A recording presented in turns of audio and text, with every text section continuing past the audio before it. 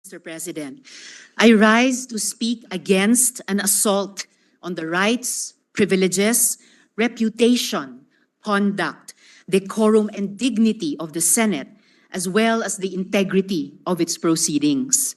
Last month po, o noong July 13, 2024, naglabas ang Senado through the Senate Committee on Women, Children, Family Relations, and Gender Equality, and approved by the Senate President ng contempt citation and order to arrest laban sa Chinese national na si Guo Huaping, also known as Alice Leal Guo. Nagpapasalamat ako sa Senate President sa maagap na tugon nila para mailabas ang arrest order.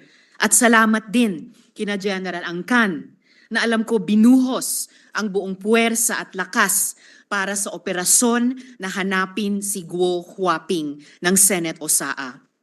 But Mr. President, I am now in receipt of information that this person was already in fact out of the country on July 18, 2024 to Kuala Lumpur, Malaysia.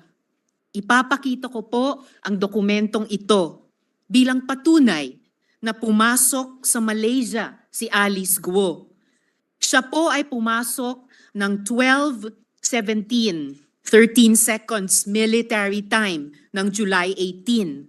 Kaya ibig sabihin, umalis siya ng Pilipinas sa gabi ng July 17. Mr. President, hindi po pwedeng ipagkaila na siya ito dahil match na match po ito sa kanyang Philippine passport na ifa-flash ko ngayon. Maraming salamat sa NBI sa impormasyong ito. Patuloy ang pag-track nila kay Alice Guo.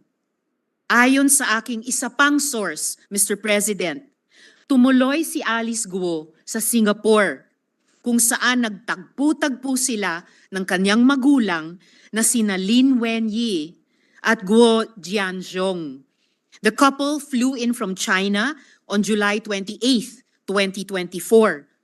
Mistulang reunion sila doon kasama sina Wesley Guo at Cassandra Ong.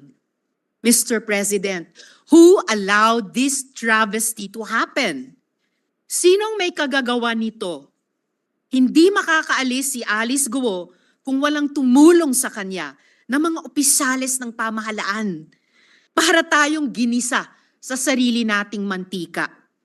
I have always believed that legislative hearings are policy-driven.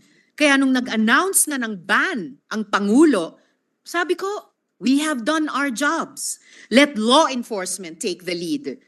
Pero paano kung ang law enforcement mismo ang kailangan imbestigahan? What if they drop the ball? Paano kung sila ang dapat managot? Nangako ang BI sa akin at sa Senate President pro tempore na hindi nila hahayaan si Guo Huaping na makaalis sa Pilipinas. Yun pala, ay wala na talaga siya.